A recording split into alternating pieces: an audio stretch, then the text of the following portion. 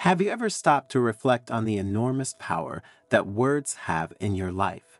And did you know that the words you speak every day can profoundly influence your well-being, your relationships, and your success?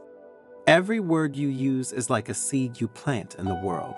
It can build bridges of understanding and love, or it can erect walls of misunderstanding and pain. Are you aware that your tongue is a very powerful weapon, and that it can be used to hurt and destroy, or to heal and inspire? Thanks to the Zen story you are about to listen to, you will discover the 10 tongue diseases that can ruin your life and that of the people around you. Furthermore, you will be able to recognize these negative attitudes in your way of communicating or in that of others, and you will discover the words you should never say again. And that's not all, because if you stay until the end, you will discover how you can change the way you communicate to avoid suffering and achieve inner peace. But before continuing, subscribe to the channel and activate notifications to know when we publish new content for your spiritual growth. The disciples of the monk Toju eagerly awaited his lessons on the power of words.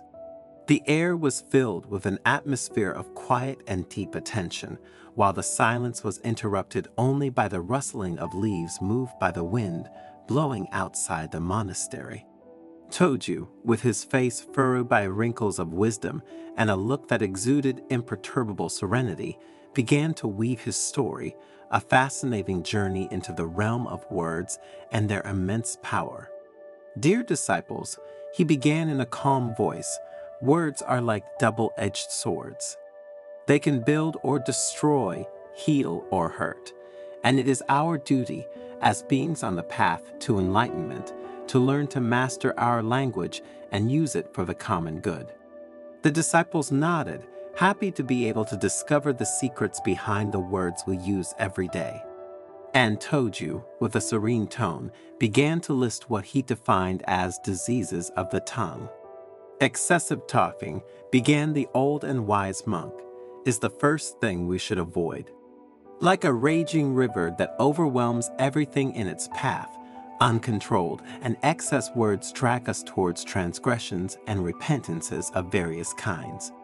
Wisdom lies in knowing how to dominate one's own language, carefully choosing each word to pronounce. Imagine a river flowing placidly and silently, crossing the valley with grace and harmony. Now imagine the same river after a heavy rain, when it transforms into a raging torrent that carries with it everything in its path. Excessive words are like that torrent, impulsive, destructive, and incapable of building bridges of understanding. As the disciples listened attentively to their mentor's words, Toju continued by talking about the second disease, useless words. Every word spoken has a weight and an echo that resonates throughout the world, he said. Let us avoid pronouncing useless words, words that are not necessary. Instead, we choose words carefully, using only those that are truly necessary and that bring value to our discussions. Think of a conversation in which every sentence is filled with empty, meaningless words, like the incessant barking of a dog that carries no message. Useless words are like that barking, annoying, distracting, and incapable of enriching our communication. Spreading slander is another sick way of using words and their power. Defamation, like a deadly poison, poisons relationships and destroys reputations. We must be very careful not to spread lies or gossip, remembering that every false word leaves an indelible mark on the soul of those who listen to it.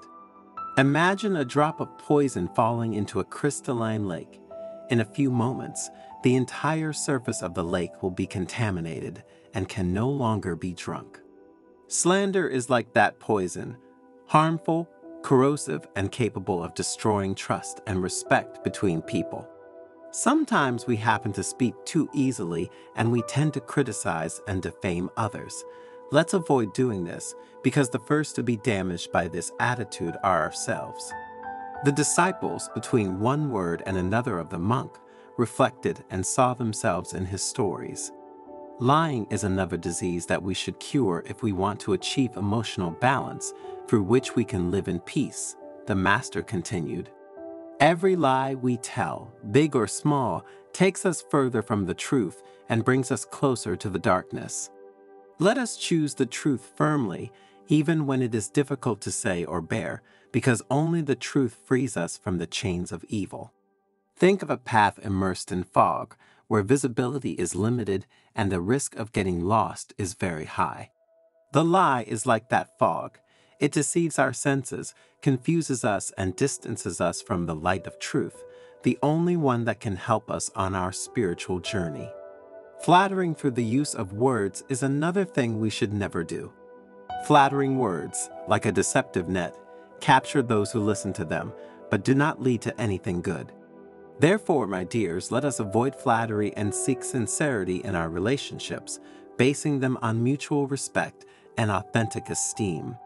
And if we notice that someone is flattering us, let's think carefully about what kind of person they are and what they really want from us. Imagine a flower that blooms artificially, nourished by chemical fertilizers and not by sunlight. Flattery is like that flower, beautiful in appearance, but insubstantial and destined to wither quickly. Hasty words are another poison for our communication and the relationships we have with others. If we don't think carefully before opening our mouths, we risk using the wrong words or saying things that would be better kept to ourselves. And in this way, we can ruin relationships with people and create misunderstandings and very deep wounds. So before speaking, let's think very carefully about what we really want to say. In this way, we will preserve our inner peace and that of the people we interact with.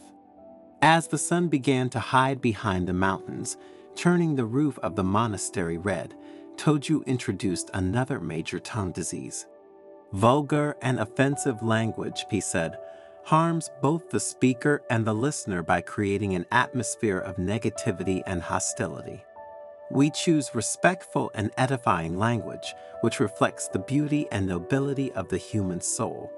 Only in this way will we contribute to the mental well-being of each of us.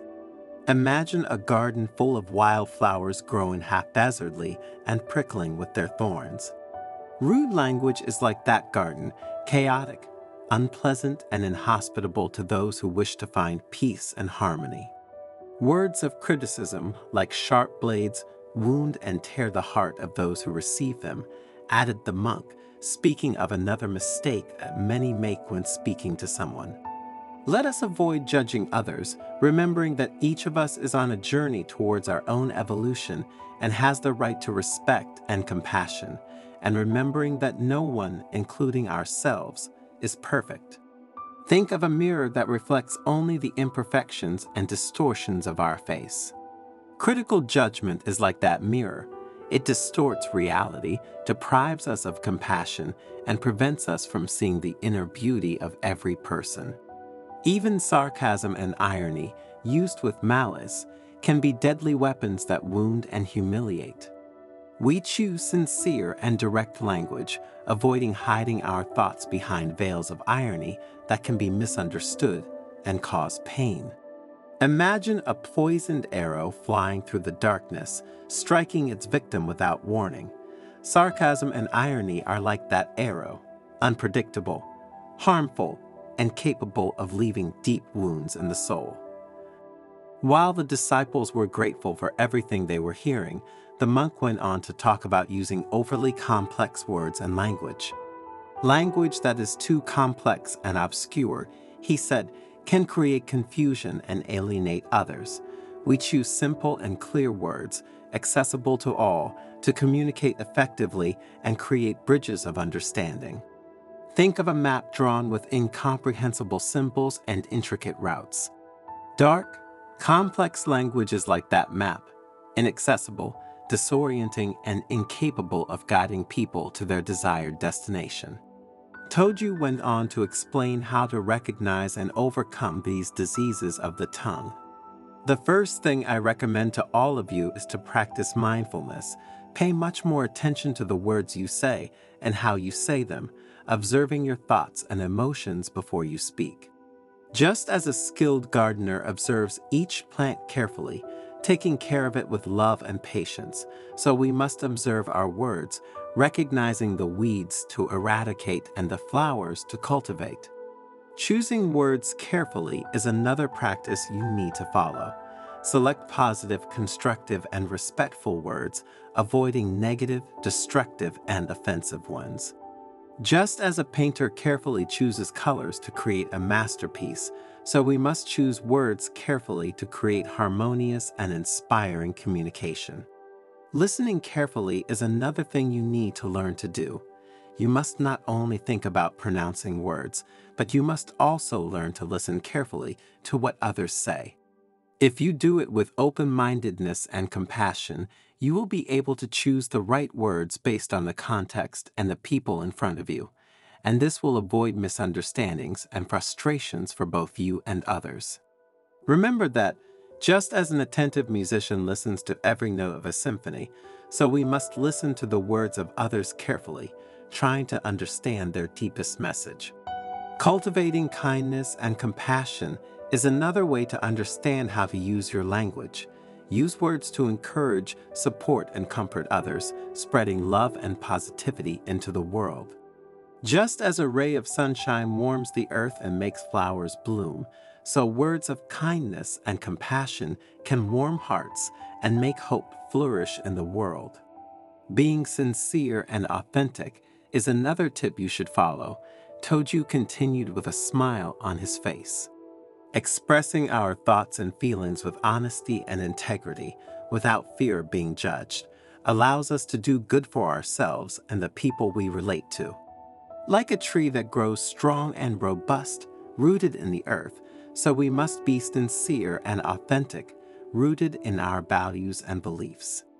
Another important thing you should do, my dear disciples, is to learn from your mistakes.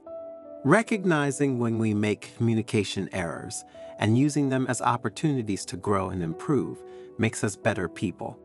Like a craftsman who learns from his mistakes to perfect his work, so we must learn from our communication mistakes to become more effective communicators. In this way, we will avoid hurting others and ourselves due to words chosen poorly or not thought through enough. Remember that words, when used with wisdom and compassion, can become tools of healing, inspiration, and change. They can build bridges of understanding, encourage personal growth, and spread love and hope throughout the world. Use your words to create harmony, to uplift others, and to bring light into the world. Remember, your language is a garden. Choose carefully the seeds you plant and cultivate the flowers of kindness, compassion, and wisdom. But what does this story teach us about the power of words? That our language is a very powerful tool, capable of building or destroying, healing or wounding. It is up to us, as individuals and as a society, to choose to use it with wisdom and compassion to create a more harmonious world full of love and understanding for all living beings.